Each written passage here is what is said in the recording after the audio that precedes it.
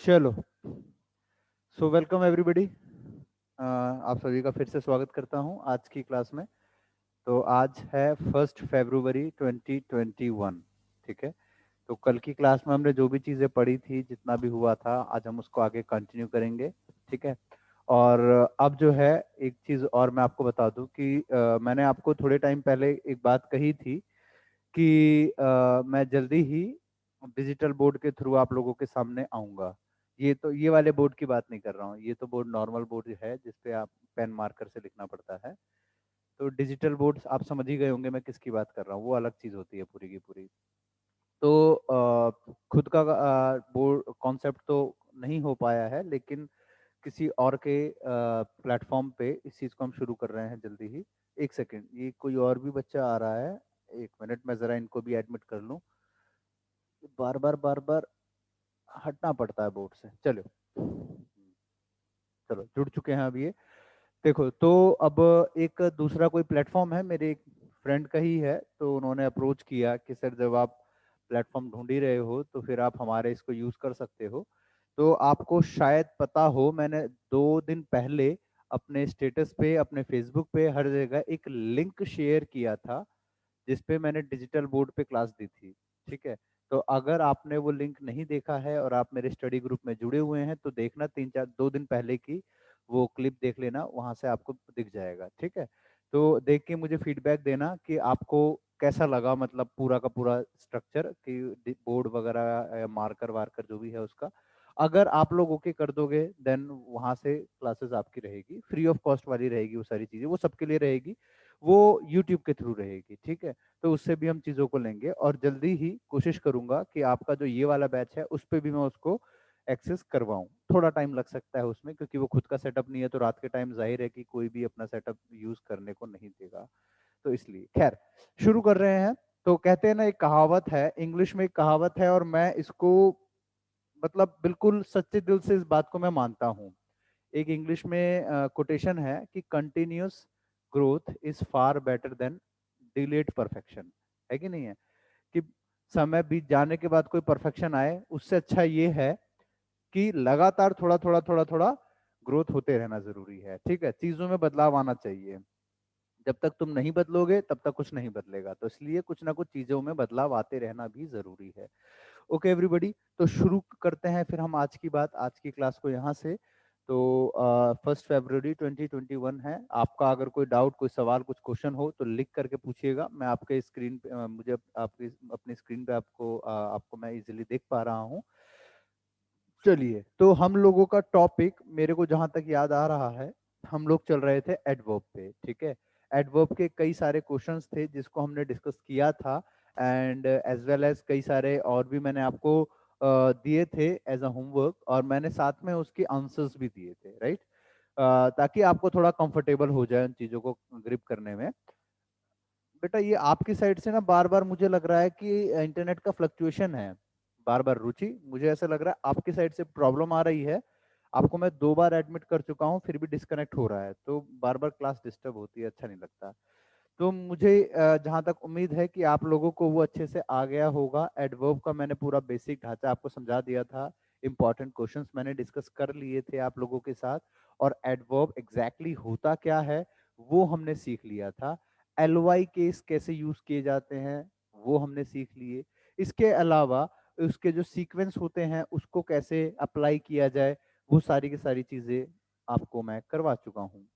अब आज उन क्वेश्चंस को मैं बार बार रिपीट नहीं करूंगा। मैं ये करूंगा कि जल्दी ही आप लोगों के साथ जो मैंने आपको प्रैक्टिस सेट दिया था, उसमें मेरे हिसाब से शायद 50+ क्वेश्चंस थे, तो और विद आंसर्स। तो अगर किसी को डाउट आया हो तो एक क्लास में उसको क्लियर कर लेंगे। आज की क्लास में सारे बच्चे हेडिंग डालेंगे इसकी, कंजंक्शन। ठीक है, एक क्लास ऐसी रखी जाएगी।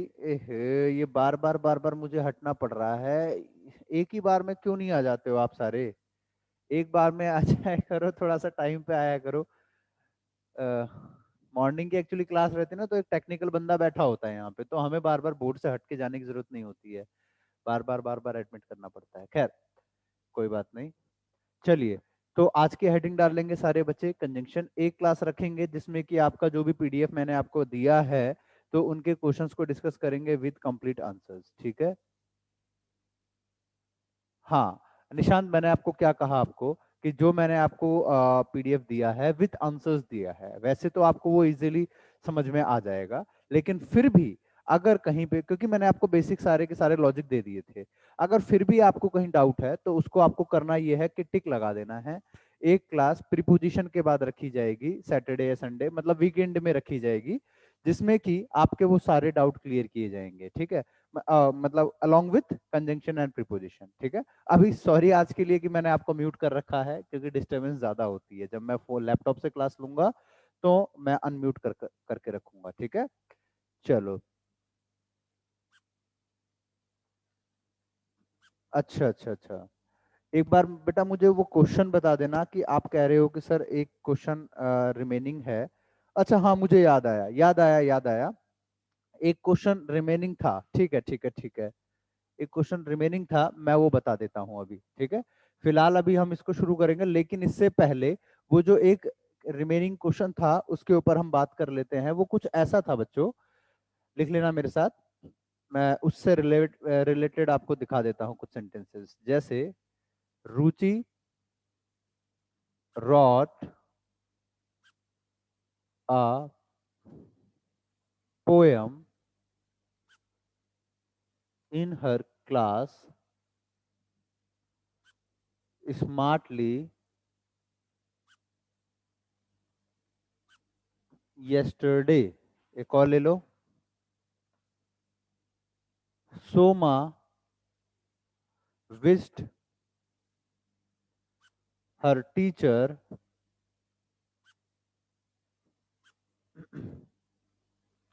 yesterday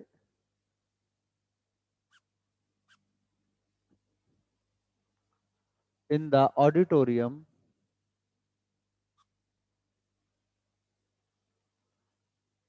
beautifully। ठीक है, अब जैसे ये हमारे पास आ गए हैं, अब ध्यान से समझिएगा बच्चों कैसे इसको किया जाएगा, बिल्कुल स्मूथ तरीके से जानिएगा। यहाँ पे हमारे पास वर्ब आ रहा है क्या, यहाँ पे क्या, ठीक है, विश और रॉट। ये मैं सिखाता हूं, उसका आंसर आपको अपने आप आ जाएगा। रुचि विश्ड, अब आपको पता है ये वट का आंसर कर रहा है, और आप सबको पता होता है कि जो वट का वूम का आंसर करते हैं वो क्या होते हैं,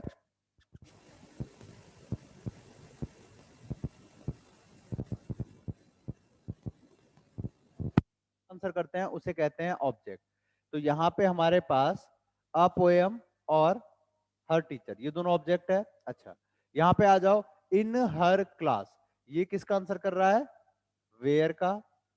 और स्मार्टली किसका आंसर कर रहा है बच्चों, बोलो, हाउ का।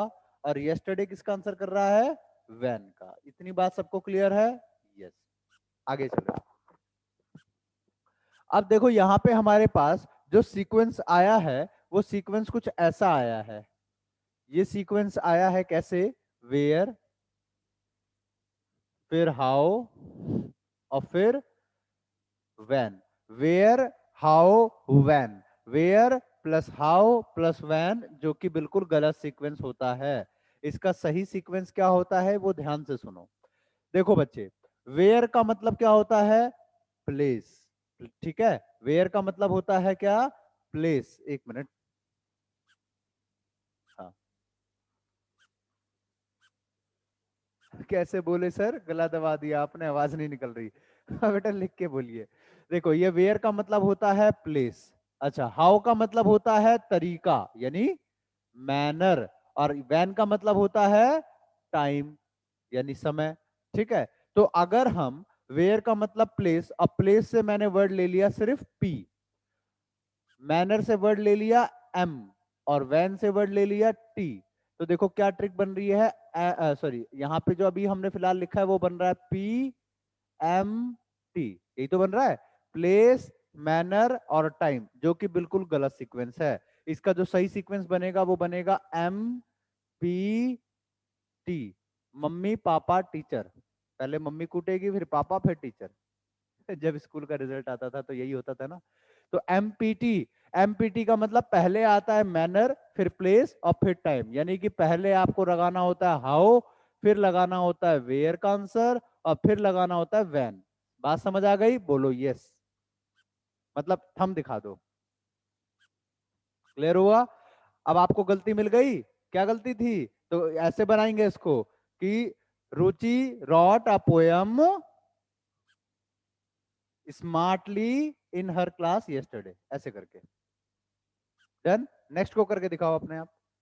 समझ में आ गया? कॉपी में कर ही लिया होगा। तो शोमा विज्ड हर टीचर, बिल्कुल गलत हो गया। यस्टरडे टी है, इन द ऑडिटोरियम पी है, ब्यूटीफुली एम है। बिल्कुल उल्टा हो गया, एमपीटी करना है, टीपीएम लिखा हुआ है, तो बिल्कुल अपोजिट हो गया। इसको पूरा का पूरा यहां से यहां तक काट करके पलट दो। ठीक है, तो इसको कर देंगे कैसे? तो ब्यूटीफुली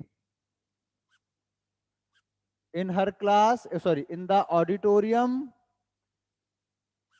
यस्टरडे, ऐसे करके। समझ में आ गया? एक बार अंगूठा दिखा दो ऐसे करके, वो ट्रिक उतार लेना, ध्यान रहेगा।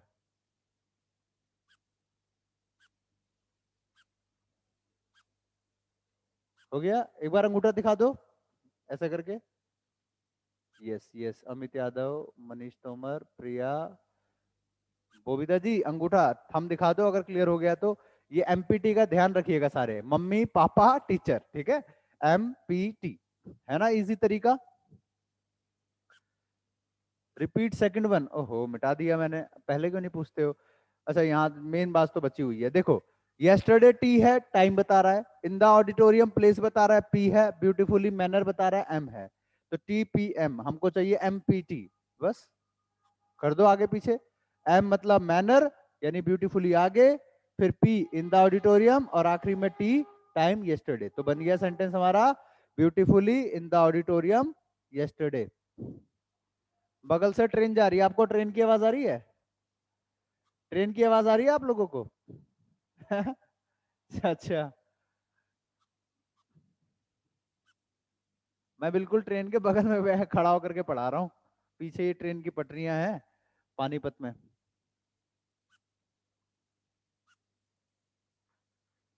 बड़ा समस्या है, हरियाणा में नेट वेट तो सारे बंद कर रखे हैं। ये तो बस मैं वाईफाई जोन में हूँ इसलिए पढ़ा पा रहा हूँ आपको, वरना पूरे हरियाणा में इंटरनेट बंद है अभी। आपको शायद इस बात का पता ना हो, दिल्ली वाले तो फुल मौज ले रहे हैं इंटरनेट के, वो ये सोना बाबू कर रहे होंगे, लेकिन हरियाणा वाले को सोचो क्या हो रहा होगा। बेचारे के निब्बा निब्बी सोना बाबू तो परेशान होंगे। चलो, कंजंक्शन पे आते हैं जरा। ये वाला क्वेश्चन फिर आपका हो गया होगा, है ना? चलो स्टार्ट करते हैं फिर इसके, जरा आज बेसिक्स देख लेते हैं। ये अगली क्लास में खत्म हो पाएगा टॉपिक। देखो, जब हम कंजंक्शन की बात करते हैं, तो आप इस वर्ड को तोड़ करके पढ़ोगे ना, तो आपको अपने आप ही एक वर्ड दिखाई देगा, जंक्शन। जंक्शन, जंक्शन का मतलब जानते हो? कभी सुना है? रेलवेज में आपने बहुत बार सुना होगा, रेलवे स्टेशन में जंक्शन लिखा होता है ना? आप देखिए, जंक्शन जब भी अगर किसी स्टेशन के नाम में लिखा हो, तो वहां पे उसका मतलब होता है कनेक्टिविटी करना। जहां पे एक से ज्यादा लाइनें जुड़ी होती है, दो से ज्यादा लाइनें जुड़ी होती है, उसको जंक्शन कहा जाता है। जैसे पानीपत जंक्शन हो गया, ठीक है, पटना जंक्शन, इलाहाबाद जंक्शन, या कई सारे ऐसे होते हैं। अगर हम मेट्रो की बात करें, राजीव चौक को जंक्शन का कहा जा सकता है, कश्मीरी गेट को कहा जा सकता है, केंद्र सचिवालय को कहा जा सकता है। बस और याद नहीं आ रहा, ठीक है। खैर, आगे बढ़ते हैं। तो कन प्लस जंक्शन, कंजंक्शन, ठीक है। अब ये कनेक्ट किस किस को करता है? तो what to connect, what to connect. Connect किस किस को करता है बच्चों, वो समझ लीजिएगा आप लोग। उतारो जरा मेरे साथ कुछ एग्जाम्पल, जैसे Rahul and Mohit are best friends. The teacher scolded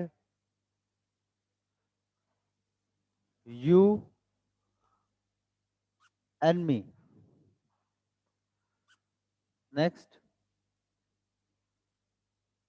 her father, her father is poor but honest. अगला, she spoke loudly and clearly.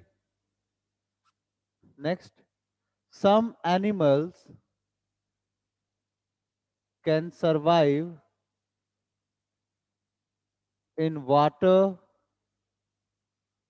and on land। अगला लिखिए, her sister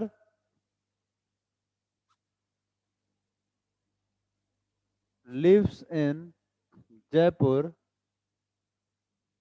and her father lives in Delhi। उतारो।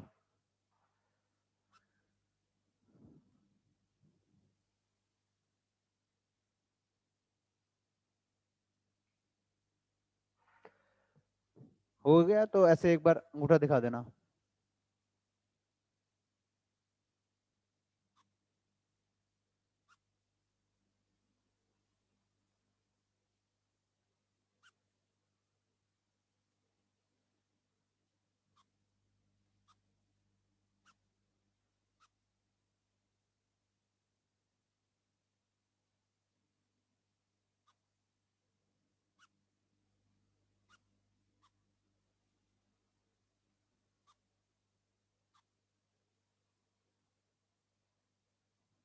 चलो हो गया, very good, ठीक है। अब आगे बढ़ते हैं बच्चों। देखो यहां पे व्हाट टू कनेक्ट, ये जोड़ता किस किस को है उस चीज पे जरा गौर करेंगे।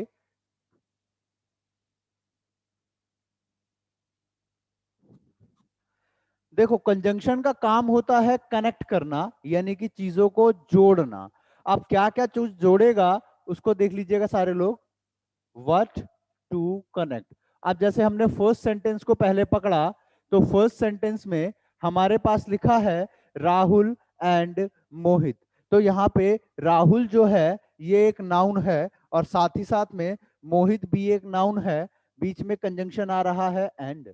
तो यहाँ पे एंड आया, यानी कि इसने किस किसको जोड़ा, तो नाउन को नाउन से जोड़ा, तो नाउन टू नाउन। सेकंड में आप अगर गौर से देखें तो आपको दिखेगा कि प्रोनाउन टू प्रोनाउन है या नहीं। थर्ड पे अगर आप चलें तो थर्ड पे मिलेगा आपको, बोल के बताना। अरे आपकी तो मैंने आवाज छीन ली है। Adjective to adjective, adjective to adjective, है कि नहीं है। यहां पे देखो कि हर father is poor but honest आया। तो एडजेक्टिव टू एडजेक्टिव, यानी कि यहाँ पे दो एडजेक्टिव को जोड़ने का काम कर रहा है, जिससे कि आपको ये पता चलता है कि ये जो हमारा कंजंक्शन होता है वो इक्वल चीजों को ही जोड़ता है। ठीक है, अच्छा और आगे बढ़े तो एडजेक्टिव टू एडजेक्टिव हो गया, वर्ब टू वर्ब हो गया, एडवर्ब टू एडवर्ब हो गया। ठीक है, और आगे बढ़ो। हाँ पहले इतने पे आ जाओ। तो यहां तक हो गया, noun to noun, pronoun to pronoun, adjective to adjective. अच्छा वर्ब टू वर्ब तो मैंने दिया ही नहीं, खैर वर्ब टू वर्ब भी होता है, मैंने एडवर्ब दे दिया। जैसे she was smiling and reading, तो वर्ब टू वर्ब हो गया। खैर यहाँ आओ, देखो लाउडली और क्लियरली, एडवर्ब टू एडवर्ब हो गया, एडवर्ब टू एडवर्ब का काम। अब आगे बढ़ो, यहाँ पे हमारे पास कंजंक्शन एंड आ रहा है, ये किस किस को जोड़ रहा है बच्चों। अब आप कहोगे कि सर यहाँ पे तो एक वर्ड आया वाटर, वाटर नाउन होता है, और एक वर्ड आया ऑन, ऑन प्रीपोजिशन होता है। सर ये तो अनर्थ हो गया, यहाँ तो नाउन और प्रीपोजिशन जुड़ रहा है। ऐसी बात नहीं है। असल में बात क्या है बच्चों कि यहाँ पे जोड़ रहा है इन वाटर ऑन लैंड। तो यहाँ पे किस किस को जोड़ा, तो लिखिएगा फ्रेज टू फ्रेज। अब आप कहोगे अरे गुरुजी ये तो आपने चकमा दे दिया, ये फ्रेज क्या होता है, ये तो बताया नहीं आपने, है ना। तो प्लीज प्लीज प्लीज आप लोगों को माँ कसम है कोई मन में गाली नहीं देगा मेरे को, पहले मैं समझा दूं अच्छे से, उसके बाद फिर कहना, ठीक है। फ्रेज अभी मैं सिखाऊंगा, डोंट वरी। ठीक है, ये लड़कियों का कोई भरोसा नहीं होता है, मनी मन में 5-6 सुना चुकी है अब तक, देखो मेरे को भी पता चल रहा है, फील आ जाती है। आगे बढ़ते हैं, यहाँ पे आ जाओ, यहाँ पे एंड किस किस को जोड़ रहा है, तो बच्चों आपको दिखेगा कि यहाँ पे her sister lives in Jaipur, ये पूरा का पूरा एक क्लॉज है। Her father lives in Delhi, ये पूरा का पूरा एक क्लॉज है। ऊपर वाला पूरा एक क्लॉज, नीचे वाला पूरा एक क्लॉज, तो किस किस को जोड़ा बच्चों, तो क्लॉज टू क्लॉज। बात समझ आ गई। यानी कि कंजंक्शन जो है उसका बड़ा सिंपल सा काम होता है, क्या कि ये हमेशा क्या करता है, इक्वल चीजों को जोड़ता है, यानी कि ये जोड़ा बनाता है। ठीक है, इक्वल चीजों को जोड़ता है। कभी भी ये पॉसिबल नहीं है कि वर्ब को एडजेक्टिव से जोड़ दे, एडजेक्टिव को क्लॉज से जोड़ दे, या नाउन को एडजेक्टिव से जोड़ दे, ये पॉसिबल नहीं है। याद रखना कि हमेशा इक्वल चीजों को ही जोड़ेगा। हाँ, एक एक्सेप्शन होता है छोटा सा, वो क्या होता है कि नाउन और प्रोनाउन, ये हो सकता है कि नाउन को प्रोनाउन से जोड़े, ये हो सकता है प्रोनाउन को नाउन से जोड़े। मैं वैसे मुंह से बोल के बता देता हूं, जैसे Rahul and I are, Rahul and I were playing outside, बन गया noun to pronoun. Pronoun to noun भी हो सकता है, ही एंड पंकज, बन गया। यानी कि नाउन और प्रोनाउन का बस थोड़ा एक्सेप्शन है, बाकी कहीं पे भी याद रखना कंजंक्शन इक्वल चीजों को ही जोड़ेगा, ध्यान रहेगा। तो एक बार दिखा दो अंगूठा। अब बात करते हैं कि गुरुजी ये फ्रेज समझ में नहीं आया, है ना, फ्रेज समझ में नहीं आया, ये फ्रेज एक बार अगर क्लियर कर दो तो 5 रुपए का प्रसाद चढ़ा दे, है ना। तो ध्यान से सुनो कि फ्रेज क्या होता है और क्लॉज क्या होता है। तो देखना बच्चों, इसको जरा मैं हटा देता हूं।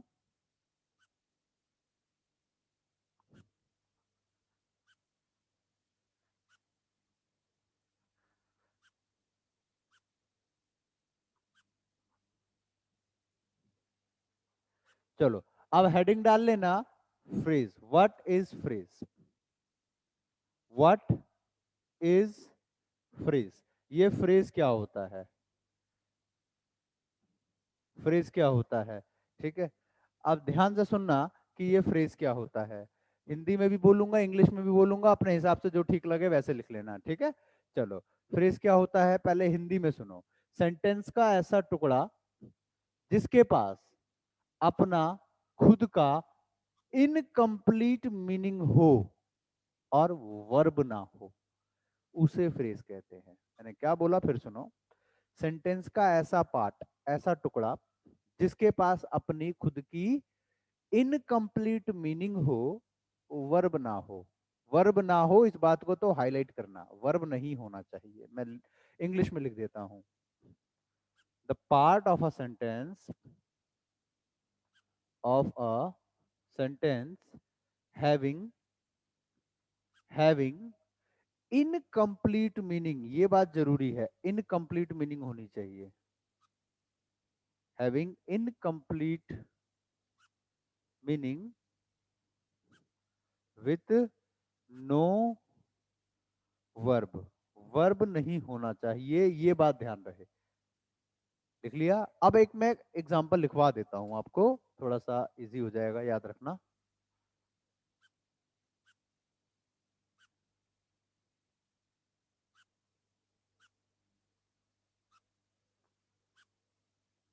देखो, अब मैंने कहा कि राधिका ने मेरी किताब टेबल पर रखी, तो Radhika Radhika kept my book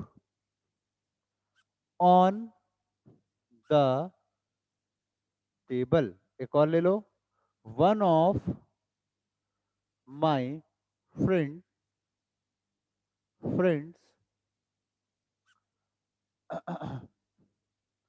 visited Agra, visited Agra. एक और ले लेते हैं, द बर्ड्स वर फ्लाइंग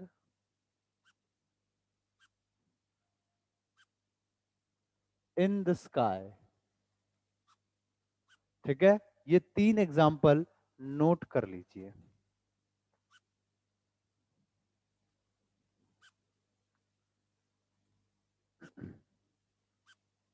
आज की क्लास में फ्रेज और क्लॉज ये अच्छे से सीख लेते हैं, ठीक है, ताकि अगली क्लास में बेसिक आपको पहले से पता रहे, तो हम सीधा क्वेश्चंस के ऊपर बात करेंगे। फिर लिख लिया? ये 3 एग्जाम्पल लिखने थे, जैसे ही जो हो जाए तो एक बार ये दिखा दिया करो अंगूठा। हाँ बढ़िया, बहुत अच्छे बहुत अच्छे, बहुत बढ़िया। अब Radhika kept my book on the table. देखो यहाँ पे फ्रेज क्या है, यहाँ पे जब मैंने कहा राधिका को पकड़ते हैं पहले, मतलब सेंटेंस में, तो राधिका को हमने पकड़ा, तो राधिका हो गई सब्जेक्ट, मतलब नाउन, अगर ग्रामेटिकली कहे तो नाउन। फिर केप्ट हो गया हमारा वर्ब। अच्छा, क्या रखा उसने? My book. अब आप अगर गौर से देखो तो ये वट का आंसर कर रहा है, और आप सभी लोग ये बात पहले से जानते हो कि जो वट या वुम का आंसर करता है उसे ऑब्जेक्ट बोलते हैं। ये बात तो आपको ऐसे आपके ब्लड में आ चुकी है जैसे आपका वो क्या बोलते हैं, डीएनए। डीएनए होता है आपके ब्लड में जो आरबीसी डब्ल्यूबीसी होता है, red blood cell, white blood cell, तो एक और नया सेल जुड़ गया कि जो वट या वुम का आंसर करता है उसे ऑब्जेक्ट बोलते हैं। ये बात तो आपको याद हो गई होगी। अच्छा, आगे बढ़ो तो ये वेयर का आंसर दे रहा है या ना? ये वेयर का आंसर दे रहा है, तो आप खुद समझ गए होंगे कि सर ये वेयर का आंसर दे रहा है तो ये एडवर्ब है। मुझे बार बार बताने की जरूरत नहीं होनी चाहिए आपको, है कि नहीं है? अच्छा, अब ध्यान से सुनना। आई एग्री कि ये एडवर्ब है, बिल्कुल एडवर्ब है, ठीक है, और ये हमारा क्या है? ऑब्जेक्ट है, राइट। मैंने अभी आपको एक डेफिनेशन बोली कि सेंटेंस का ऐसा टुकड़ा जिसके पास अपनी एक इनकम्प्लीट सी मीनिंग हो, कंप्लीट नहीं होनी चाहिए, इनकम्प्लीट मीनिंग हो और वर्ब ना हो। अब देखो यहाँ जो ऑन द टेबल है ना, हिंदी में पढ़ना, टेबल पर, हवा में, पानी में, जमीन पर, छत पर, ये जो बातें हैं ना, ये अपने आप में एक इनकम्प्लीट सी मीनिंग दे रहा है। मेरे दोस्तों में से एक, मेरे स्टूडेंट्स में से एक, मेरे भाइयों में से एक, मेरी किताबों में से एक, ये अपने आप में एक अधूरी अधूरी सी मीनिंग दे रहा है। मीनिंग तो आ रही है लेकिन अधूरी आ रही है, और वर्ब भी नहीं है, तो वो हमारा क्या हो गया? तो फ्रेज हो गया। तो ऑन द टेबल यहां से यहां तक ये एडवर्ब तो है, लेकिन साथ ही साथ में हम इसको क्या बोलेंगे? फ्रेज। वैसे ही वन ऑफ माई फ्रेंड्स, यहां से लेकर के यहां तक सब्जेक्ट तो है, लेकिन एक अपने आप में इनकम्प्लीट सी अधूरी सी मीनिंग भी दे रहा है, ये भी हमारा हो गया फ्रेज। ठीक है, आगे बढ़ो। The birds were flying in the sky, where का तो आंसर दे रहा है, लेकिन साथ ही साथ में ये क्या और हो गया? समझ में आ गया? अंगूठा दिखा दो।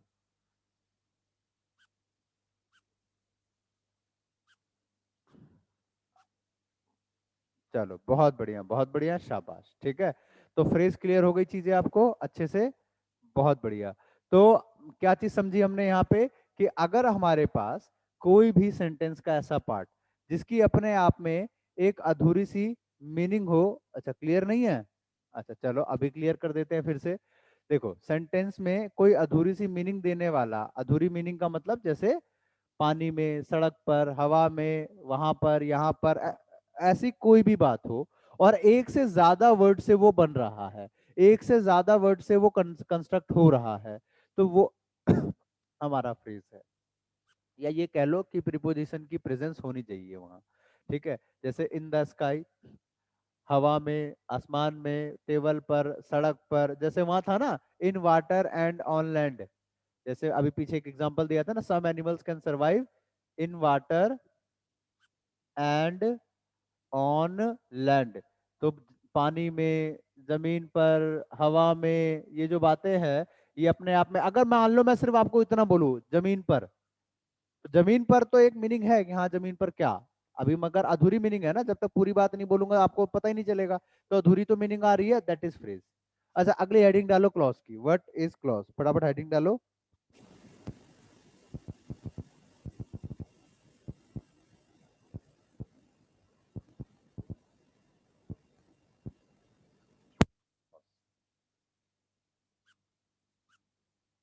What is clause? देखो, पहले हिंदी वाले सुनो। सेंटेंस का ऐसा पार्ट, सेंटेंस का ऐसा टुकड़ा जिसके पास अपना खुद का कंप्लीट या इनकम्प्लीट मीनिंग हो। क्या बोला मैंने, ध्यान से सुनो। सेंटेंस का ऐसा पार्ट जिसके पास अपनी कंप्लीट या इनकम्प्लीट मीनिंग हो और साथ में वर्ब भी हो, वर्ब होना जरूरी है, उसे क्लॉज कहते हैं। अब मैं इंग्लिश वालों को लिखवा देता हूं। The part of a sentence, the part of a sentence having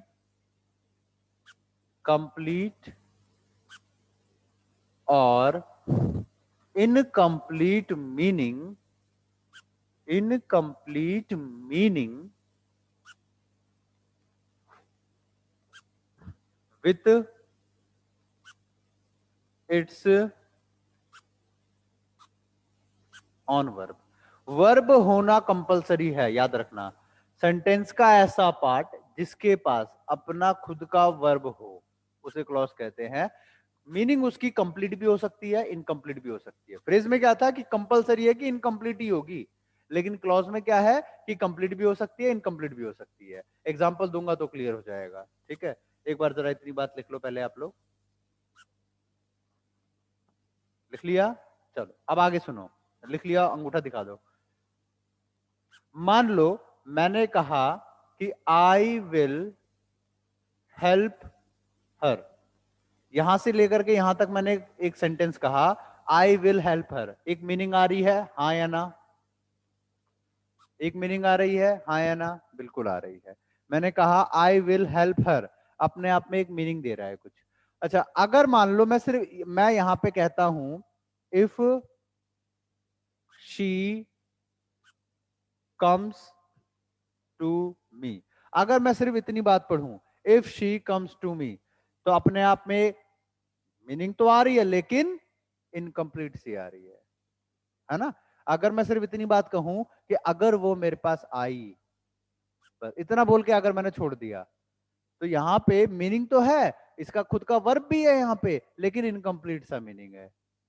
ठीक है, तो मैंने क्या कहा कि यहां पे ये सेंटेंस जो था, यहां पे इसके अपना खुद का एक वर्ब था, विल हेल्प। यहां पे इसके पास खुद का एक वर्ब था, कम्स। ठीक है, यहां पे ये अपने आप में एक क्लॉज है, ये अपने आप में एक क्लॉज है। यहां पे इसकी एक पूरी मीनिंग आ रही है, वहां उसकी अधूरी मीनिंग आ रही है। अब इन दोनों को जोड़ देते हैं।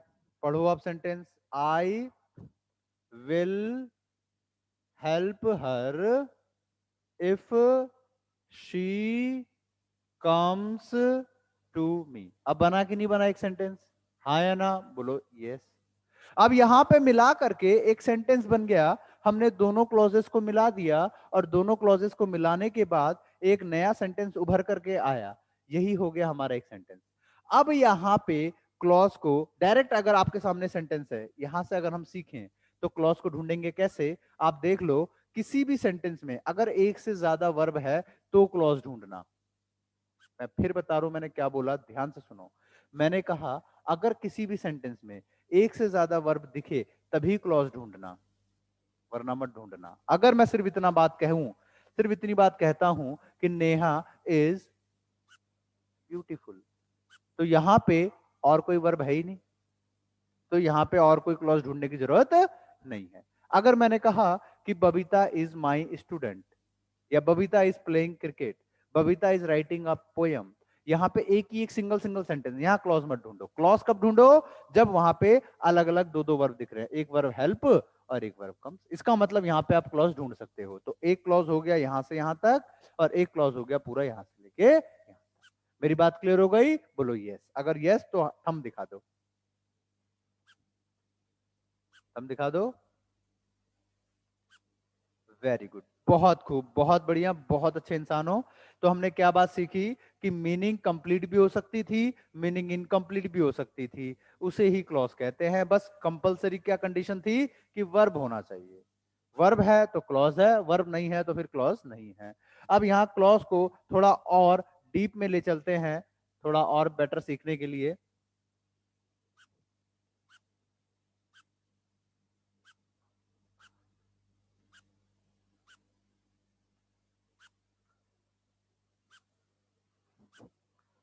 चलो देखो, अब जो हमारा ये क्लॉज वाला हिस्सा है, अब ये हमारा बच्चों दो तरीके का होता है। कितना होता है? दो तरीके का, ठीक है। एक होता है, लिखना, इंडिपेंडेंट क्लॉज, और एक होता है डिपेंडेंट क्लॉज। एक होता है इंडिपेंडेंट क्लॉज, एक होता है डिपेंडेंट क्लॉज। अब हमें कैसे पता चलेगा कि ये इंडिपेंडेंट है डिपेंडेंट है ना? सोचो, देखो बेटा, इंडिपेंडेंट क्लॉज की एक पहचान होती है। क्या पहचान होती है? कि ये कंप्लीट मीनिंग कैरी करता है। ये कैसी मीनिंग कैरी करेगा? तो कंप्लीट मीनिंग कैरी करेगा। लेकिन डिपेंडेंट क्लॉज की पहचान होती है कि ये इनकम्प्लीट मीनिंग कैरी करता है। जल्दी लिखो, ये इनकम्प्लीट मीनिंग कैरी करेगा। अब कैसे इनकम्प्लीट होगा? अभी आपके स्क्रीन पे लिखा भी है, ध्यान से देखो। अगर मैं सिर्फ इतनी बात कहूं, आई विल हेल्प हर, सिर्फ इतना कहूं और पीछे का कुछ ना बोलूं, तब भी तो मीनिंग पूरी है, हाँ या ना? तो भी मीनिंग पूरी है। यानी कि ये पूरा अपने आप में मीनिंग दे रहा है। ये हो गया हमारा कंप्लीट मीनिंग, यानी इंडिपेंडेंट क्लॉज। लेकिन अगर मैं सिर्फ इतनी बात कह के छोड़ दूं कि if she comes to me, अगर हम सिर्फ इतना बोल के छोड़ दें तो एक अधूरी अधूरी सी बात लगेगी, है कि नहीं? अब सोचो, अगर मैं ये कहता हूं कि नेहा ने अगर इसका आंसर दिया तो, बस इतना बोल के मैं चला जाऊं, अब आपके सर में खुजली हो जाएगी, अरे गुरुजी आगे तो बताओ, आगे तो बताओ, है ना? अब आधा अधूरा सा लगेगा कि गुरुजी क्या सस्पेंस छोड़ के चले गए, पूरी तो बात बताओ। यानी कि अब ये इनकम्प्लीट मीनिंग दे रहा है, तो ये डिपेंडेंट क्लॉज है। बात समझ आ गई? अब इसके आगे सुनो कि कई किताबों में आपको इंडिपेंडेंट क्लॉज इस नाम से मिलेगा। किस नाम से? तो लिख लेना, मेन क्लॉज या प्रिंसिपल क्लॉज। तो कंफ्यूज मत होना, वो एक ही बात है। चाहे आप इसको इंडिपेंडेंट क्लॉज बोलो, मेन क्लॉज बोलो, या प्रिंसिपल क्लॉज बोलो, एक ही बात है। तो अभी मैंने इसलिए बता दिया ताकि आप किसी और किताब में देखो तो घबराना नहीं, कंफ्यूज मत होना, सर ये क्या है, ये तो आपने पढ़ाया ही नहीं, वही चीज थी। क्लियर हो गया? बोलो यस, अंगूठा दिखा दो। बिल्कुल आराम आराम से चल रहे हैं, स्मूथ तरीके से सीखेंगे सारी चीजों को, जिससे कि आपको कहीं भी कोई दिक्कत ना आए, कोई परेशानी ना आए, ठीक है? तो डिपेंडेंट क्लॉज सीख लिया आपने, इंडिपेंडेंट क्लॉज सीख लिया आपने। अब इसी में चलते हुए आगे बढ़े, तो यहाँ पे आपने देखा होगा कि हमारे पास, खासकर मैं उन बच्चों के लिए बता रहा हूँ जो टीचिंग एग्जाम्स के लिए तैयारी कर रहे हैं, आपने देखा होगा कि एक हमारे पास पूछा जाता है क्वेश्चन कि ये सेंटेंस पहचानो, ठीक है? तो बच्चों, तीन तरीके के सेंटेंस होते हैं हमारे पास। सिंपल सेंटेंस, नाम सुने हैं ना? कंपाउंड सेंटेंस, कॉम्प्लेक्स सेंटेंस, नाम सुने सुने हैं। और आपने जरूर देखा होगा एग्जाम में एक आधा क्वेश्चन आ ही जाता है ना? तो type of sentences according two clause हमारे पास इस तरीके से क्वेश्चन बन ही जाता है कि यहाँ पे आपको पहचान के दिखाना पड़ता है कि ये कौन सा है। तो ध्यान से सुनना, सिंपल सेंटेंस वो होते हैं जहां पे एक अकेला इंडिपेंडेंट क्लॉज होता है, अकेला एक ही होता है और कोई नहीं। आगे बढ़ो। कंपाउंड सेंटेंस वो होते हैं जहां पे इंडिपेंडेंट प्लस इंडिपेंडेंट, दो इंडिपेंडेंट क्लॉज मिलके बनते हैं। आगे बढ़ो। कॉम्प्लेक्स वो होता है जहां पे एक इंडिपेंडेंट और एक डिपेंडेंट क्लॉज होता है। जल्दी नोट करो, फिर एग्जांपल देता हूं आपको। बता दू ये,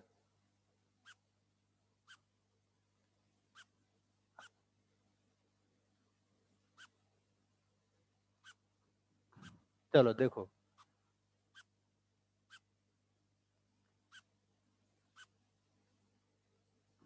Ravi will come to your wedding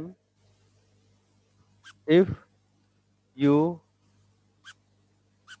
invite him. Neha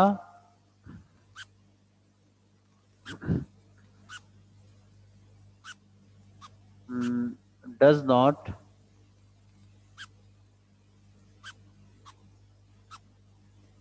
cook tasty food. अच्छा, सही बात है क्या? है? सही बात है नेहा, एक बार थम दिखाओ। अच्छा, एक और ले लेते हैं। She likes cricket and I like hockey. ये 3 सेंटेंस हुए।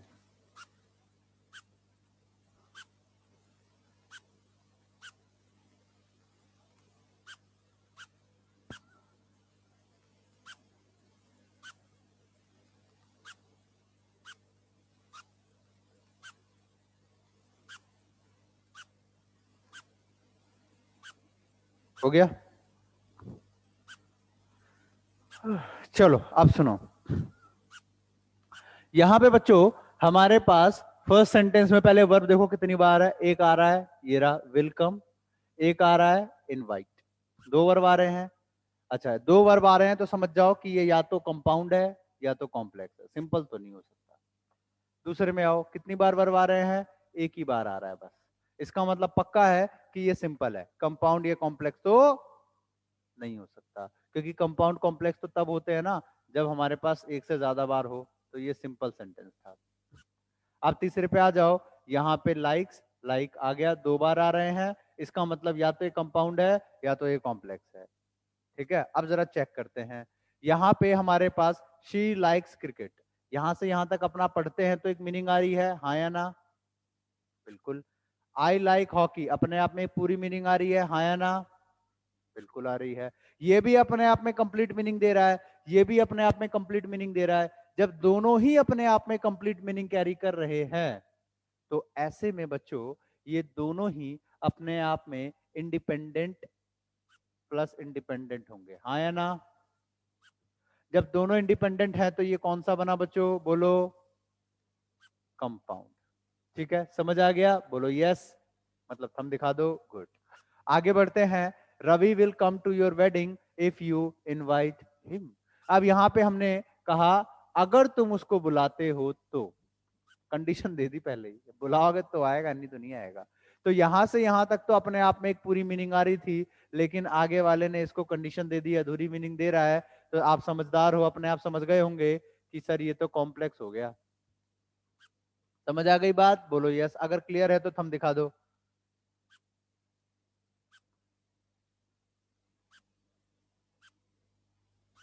हो गया बबीता जी, डन? लिख रहे हो? अच्छा ठीक है, ठीक है, लिख लो लिख लो लिख लो लिख लो।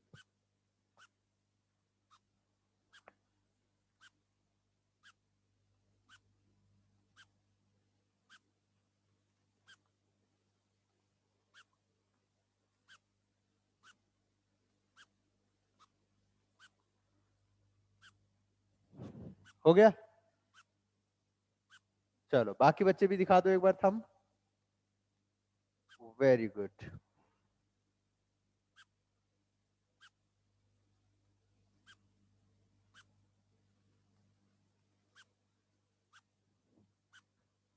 ओके, आगे कंटिन्यू करते हैं। Very good very good. तो ये आपका क्लॉज वाला हुआ हिस्सा। अब इसमें हम आगे बढ़े तो इसमें अब ये वाली चीज आपको अच्छे से क्लियर हो चुकी है कि क्लॉजेस वाला पार्ट अच्छे से क्लियर है, कंपाउंड कॉम्प्लेक्स की सारी चीजें क्लियर है। अब इसमें अब आपके सामने एक बड़ा ही इंटरेस्टिंग कहो या टिपिकल कहो एक क्वेश्चन आता है जो कि आपका फाइंड द एरर में आता है। और अब जो मैं आपको बताने जा रहा हूं वो आपका सिर्फ डीएसएसबी की ही बात नहीं, वो SSC, IB, banking exam, Haryana police या अदर जितने सीपीओ वगैरह एसएससी के एग्जाम्स होते हैं उन सब के लिए ये इंपॉर्टेंट है। मैं आपके सामने लिख के बता रहा हूं, मुझे बताइएगा सही है या गलत है या कौन सा होगा। शी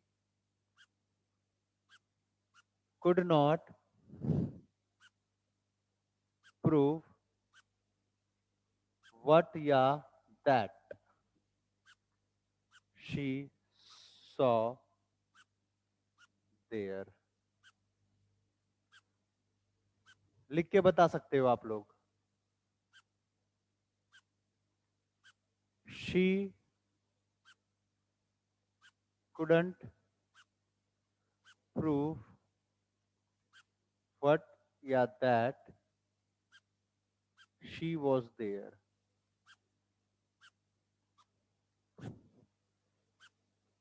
She couldn't prove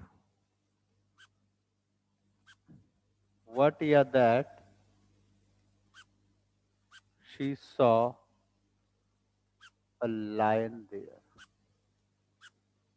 लिख के बता सकते हो, मैं आपका देख रहा हूं चैट।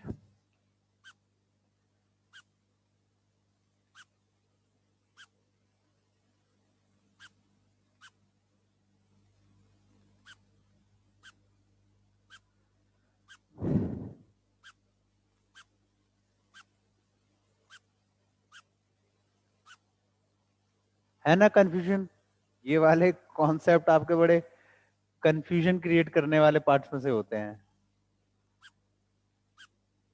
ओके, मैं पूछ लेता हूं, आप लोग अगर कैमरा ऑन करोगे तो हाथ भी मैं आप लगा देख सकता हूं। ठीक है, कैमरा ऑन कर लोगे तो आसानी रहेगी। जो जो फर्स्ट में कह रहे हैं कि सर व्हाट आएगा वो हाथ उठाएं। बाकी बच्चे भी तो कैमरा ऑन करो। यस, नेहा, रामवीर, सॉरी राम सिंह, प्रिया, मनीष तोमर, आप लोग तो मुझे दिख रहे हो। नेहा, अच्छा जो कह रहा है फर्स्ट में सर दैट आएगा। अच्छा ये सही है हाथ उठाने का तरीका, इन्होंने भी हाथ उठाया। Amit Yadav raised hand. अच्छा, मतलब एक तरीका निकाल ही लेते हैं सारे। अच्छा ऐसा भी होता है इसमें कि हाथ उठाने का भी ऑप्शन है? ओ मतलब पूरी प्राइवेसी का जुगाड़ है जूम ऐप पे, नहीं कि हमने आज नहाए नहीं है, आज हम कैमरा ऑन नहीं करेंगे चाहे कितनी भी कंडीशन लग जाए। हाथ उठाने को बोला गुरुजी, हाथ उठा देंगे लेकिन कैमरा ऑन नहीं करेंगे। ये अच्छा था। मनीष का हाथ उठता दिख रहा है, अमित यादव, चलो बहुत बढ़िया, शाबाश शाबाश। तो ये जो व्हाट और दैट के कॉन्सेप्ट होते हैं, वैसे तो ये बहुत ज्यादा लंबा कॉन्सेप्ट है व्हाट और दैट का। मैं फिलहाल के लिए, क्योंकि टाइम कम बचा है थोड़ा सा, तो फिलहाल के लिए मैं आपको छोटी सी झलक दिखाता हूं। उसके बाद अभी आपको एक पीडीएफ आएगी, क्लास खत्म होते ही 5 मिनट में एक पीडीएफ आएगी, और मैं चाहूंगा कि आप लोग उसको एक बार कोशिश करना। ठीक है, एक बार अपने आप से करना, कल उसी को मैं पूरा डिस्कस करूंगा। अभी फिलहाल के लिए सिर्फ एक आपको हिंट दे रहा हूं या कह लो ट्रिक दे रहा हूं, और मैं ये देखना चाहता हूं कि आप कितना अच्छा ग्रिप बना रहे हो इसके ऊपर कि आप सारे आंसर अपने आप कर पाओ। ठीक है, ध्यान से सुनना। शी सब्जेक्ट है, कुड नॉट प्रूफ वर्ब है, और आप लोगों को एक बात तो पूरी पता ही होगी कि वट और वुम वाले ऑब्जेक्ट होते हैं और बाकी सारे एडवर्ब होते हैं। इतनी बात सबको पता है, मैं अब तक शायद 100 बार बता चुका हूँ। ठीक है, अब शी सब्जेक्ट है, कुड नॉट प्रूफ वर्ब है, ये पूरी लाइन, ये पूरी लाइन उसके लिए ऑब्जेक्ट होगी, हाँ या ना? ये पूरी लाइन उस प्रूफ वाले वर्ब के लिए ऑब्जेक्ट होगी, बिल्कुल होगी। अच्छा, अब यहां पे देखो, इस पूरे ऑब्जेक्ट के अंदर एक छोटा सा वर्ब छुपा बैठा है, बैठा है ना? कौन सा है? सॉ है एक वर्ब। अच्छा, वर्ब छुपा बैठा है, इसका मतलब ये उसके लिए तो ऑब्जेक्ट है, लेकिन ये एक क्लॉज भी है। तो हम इसको प्यार से क्या बोलेंगे? तो कहेंगे ऑब्जेक्टिव क्लॉज। सिर्फ अभी ऑब्जेक्ट नहीं बचा, क्या बन गया? Objective clause. ओके, इतनी बात समझ आ गई। अब आ जाओ इसके आंसर पे। यहां पे बच्चों हमारे पास कुड नॉट प्रूफ का ऑब्जेक्ट हो गया ये पूरी लाइन। अब दिक्कत ये है यहाँ पे कि जो हमारा ऑब्जेक्टिव क्लॉज होता है ना, ये हमारा व्हाट से भी बनता है और दैट से भी बनता है। ये समस्या है। अगर रूल ये कहता कि ऑब्जेक्टिव क्लॉज सिर्फ व्हाट से बनते हैं, तब कोई दिक्कत ही नहीं थी, फट से वट लगा देते। अगर रूल ये कहता कि ऑब्जेक्टिव क्लॉज सिर्फ दैट से बनते हैं, तो भी कोई दिक्कत नहीं थी, फट से हम दैट लगा देते। लेकिन यहाँ पे आफत आ गई कि ऑब्जेक्टिव क्लॉज व्हाट और दैट दोनों से बनता है। अब इसको कैसे किया जाएगा सॉल्व, ध्यान से समझना। अब व्हाट और दैट दोनों से बन सकता है, तो इसको कैसे किया जाएगा सॉल्व, इस चीज को समझिएगा गौर से। यहाँ पे बच्चों हमारे पास ये जो सॉ है, ये वर्ब है, जी हाँ। इसका अगर वर्ब है तो सब्जेक्ट भी होगा, बिल्कुल होगा। तो सब्जेक्ट है कहाँ? तो शी। आगे बढ़ो, शी सब्जेक्ट हो गया, सॉ वर्ब हो गया, और देयर क्या है बच्चों? हाँ बेटा, गोली मार दूंगा एक एक को अगर किसी ने भी देयर को ऑब्जेक्ट बोला। मैंने आप लोगों को 1000 बार सिखाया है कि ऑब्जेक्ट सिर्फ वो होते हैं जो वट या वुम का आंसर करते हैं, और जो देयर है ये तो इसको वेयर का आंसर कर रहा है ना, तो ये देयर तो एडवर्ब निकला। कहीं आप गलती से इसको ऑब्जेक्ट कर रहे हो, सूर्यवंशम वाली खीर खिला दूंगा।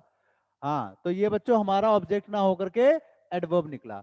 अब ये बताओ, क्या इस 100 को अपना ऑब्जेक्ट मिला, हाँ या ना? नहीं मिला जी, एडवर्ब मिला ना, ऑब्जेक्ट कहां मिला? इस प्रूफ को तो अपना ऑब्जेक्ट मिल गया, इस 100 को अपना ऑब्जेक्ट नहीं मिला। अब ये परेशान है, ऑब्जेक्ट दो भाई, ऑब्जेक्ट दो, ऑब्जेक्ट दो, है ना? मुझे ऑब्जेक्ट दो, मुझे ऑब्जेक्ट दो, भूल गए? मुझे ड्रग्स दो, ड्रग्स दो, ड्रग्स दो, वही वाला कि मुझे ऑब्जेक्ट दो। अब इसको ऑब्जेक्ट चाहिए। अब ऑब्जेक्ट क्या होता है? वट और वूम। आपको इतनी इतनी बात पता है। अब इसमें वूम था क्या कहीं लिखा हुआ? वूम नहीं था, वट लिखा था। हाँ जी, वट तो था, हो गया आंसर। अच्छा, अब जरा एक बार थर्ड को देखो। शी सब्जेक्ट है, कुड नॉट प्रूफ वर्ब है, ये पूरी लाइन उसके लिए ऑब्जेक्ट है, हाँ या ना? इसमें वर्ब छुपा बैठा है तो ये क्लॉज है, तो हम इसको प्यार से क्या बोलेंगे? Objective clause. बात समझ आ गई? बोलो यस। आगे बढ़ो। ऊपर वाले में और इसमें देखो छोटा सा फर्क है। फर्स्ट और थर्ड को पढ़ के देखो, सिर्फ एक छोटा सा फर्क है। क्या? कि ऊपर वाले में क्या था कि हमारे पास उसका ऑब्जेक्ट नहीं था। इस बार तो ऑब्जेक्ट आ गया ना, इस बार तो ऑब्जेक्ट आ गया। एडवर्ब को तो अलग ही रखो, उसकी तो कोई गिनती है ही नहीं यहाँ पे अभी फिलहाल। ठीक है, ऊपर वाले में ऑब्जेक्ट नहीं था तो हमें ऑब्जेक्ट देना पड़ा वट लगा के। यहाँ पे तो ऑब्जेक्ट आ रहा है, ऑब्जेक्ट आ रहा है तो क्या हम दोबारा ऑब्जेक्ट देंगे? जी नहीं, अब आएगा दैट। समझ आ गई बात? हाथ उठाओ, अंगूठा दिखा दो। देखो फिर सुनो, छोटा सा कॉन्सेप्ट था। अगर हमारे पास ऑब्जेक्ट पहले से लिखा है तब तो कोई दिक्कत नहीं भैया, हमें दोबारा ऑब्जेक्ट नहीं चाहिए, वट वट कुछ मत लगाओ, दैट लगा के खत्म। अगर ऑब्जेक्ट नहीं लिखा था तो लगाना पड़ेगा फिर वट। तो वट का इस्तेमाल तब करो जब ऑब्जेक्ट मिसिंग हो, सिंपल। अब क्लियर हुआ, हाँ या ना? एक बार थंब दिखा दो। बहुत बढ़िया, शाबाश शाबाश शाबाश। अच्छा अच्छा, बबीता जी ऐसे ऐसे कर रही है तो मुझे लगा हाँ बोल रही है, क्योंकि भाई आज तक तो मेरे को आदत है कि लड़कियां ऐसे करती है तो हाँ होता है उसका मतलब। पहली बार ऐसे का मतलब ना ना निकला है, क्योंकि साथ में इन्होंने यूं यूं डमरू भी बजाया थोड़ा सा। ना गुरुजी ना, कतई नहीं आया। चलो चलो चलो, एक बार और कोशिश करता हूँ समझाने की, ठीक है? ध्यान से सुनो। हमने क्या करा, अभी सेकंड को छोड़ दो, सेकंड को गोली मारो, बस फर्स्ट और थर्ड पे ध्यान दो। शी सब्जेक्ट था, कुड नॉट प्रूफ वर्ब है, इसमें इसमें सेम है। आप फर्स्ट को और थर्ड को एक बार गौर से पढ़ो दोबारा। सेकंड को हटाओ, सेकंड को अभी हम नहीं पढ़ रहे हैं, सेकंड को अगली क्लास में सिखाऊंगा, क्योंकि सेकंड में क्या है, यहाँ पे मेन वर्ब नहीं है, ये थोड़ा सा अलग केस है, इसको हम अगले में देखेंगे। फिलहाल के लिए आप पहले इसको देखिए, फर्स्ट और थर्ड को ध्यान से देखो। फर्क सिर्फ इतना सा है कि यहाँ पे लाइन लिखा है, वहां नहीं है। ठीक है, शी सब्जेक्ट है, कुड नॉट प्रूफ वर्ब है, ये पूरी लाइन उस प्रूफ के लिए ऑब्जेक्ट है। इतनी बात क्लियर है? यस। अब यहां पे एक वर्ब छुपा बैठा है तो ये सिर्फ ऑब्जेक्ट नहीं कहलाएगा, ऑब्जेक्टिव क्लॉज कहलाएगा। अब आफत ये है, दिक्कत ये है कि ग्रामर का कहना है कि ऑब्जेक्टिव क्लॉज वर्ड से भी बनता है, दैट से भी बनता है, वर्ड से भी बनता है, दैट से भी बनता है ना? अगर ये रूल होता कि सिर्फ वटी से बनता है तो कोई दिक्कत नहीं थी, अगर ये रूल होता कि सिर्फ दैट से ही बनता है तो भी कोई दिक्कत नहीं, फट से दैट लगा देते, लेकिन दोनों से बनता है। अब यहाँ पे और दिमाग लगाना पड़ेगा, देखो कैसे। यहाँ पे वर्ब कौन था? सो। वर्ब है तो जाहिर सी बात है सब्जेक्ट भी होगा। सब्जेक्ट कौन? शी सब्जेक्ट है, सो वर्ब है, और देयर एडवर्ब है। क्या इस सो को अपना ऑब्जेक्ट मिला? नहीं मिला। सौ को अपना ऑब्जेक्ट नहीं मिला। यहां पे आ जाओ, क्या इस 100 को अपना ऑब्जेक्ट मिला? जी मिल गया। ठीक है, यहां पे जब ऑब्जेक्ट मिल गया तो दैट लगाओ, ऑब्जेक्ट नहीं मिला, मिसिंग है, तो वट लगाओ। अब समझ आ गया? हाँ, बहुत बढ़िया। ऐसे बच्चे अच्छे लगते हैं कि पहली बार में भले ही क्लियर ना हो, सेकंड में ऐसे क्लियर हो जाता है कि एकदम ब्लड में आ जाती है वो चीज, है ना?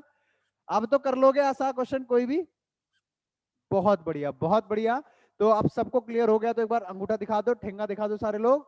एंड अभी आपको क्लास के बाद एक पीडीएफ मिलने वाली है, ठीक है। अगर बाई चांस आप तक वो ना पहुंचे 5 मिनट के अंदर तो मुझे व्हाट्सअप कर देना। कई बार ऐसा होता है कि मैं उस ग्रुप में डालता हूँ तो एक दो तक नहीं पहुंचता, जिनकी इनरोलमेंट का कुछ प्रॉब्लम रहता है या फिर अपडेट नहीं हुआ होता तो दिक्कत आ जाती है। तो अगर ऐसा कुछ हो तो मेरे को व्हाट्सअप कर दीजिएगा, ठीक है। कि सर मेरे को अभी तक नहीं मिला है, तो मैं फिर आपको दोबारा से पर्सनली उस पर भेज दूंगा, ठीक है। चलिए फिर मिलते हैं अगली क्लास में। ये आपका होमवर्क है एक तरीके से, ये मैंने आपको सिर्फ एक हिंट दे दिया, बेसिक चीज सिखा दी है। अगर आपको इतनी आ गई है तो उसमें और भी क्वेश्चन है करना, और अगले में वहीं से स्टार्ट करेंगे कंटिन्यू करके, ठीक है। चलिए फिर मिलते हैं तब तक के लिए। और दूसरी बात कि आप में से कोई भी बच्चा नया है और व्हाट्सएप के थ्रू वो नहीं जुड़ा है मेरे से, या फिर पीडीएफ वगैरह नहीं देखा है, तो ये है,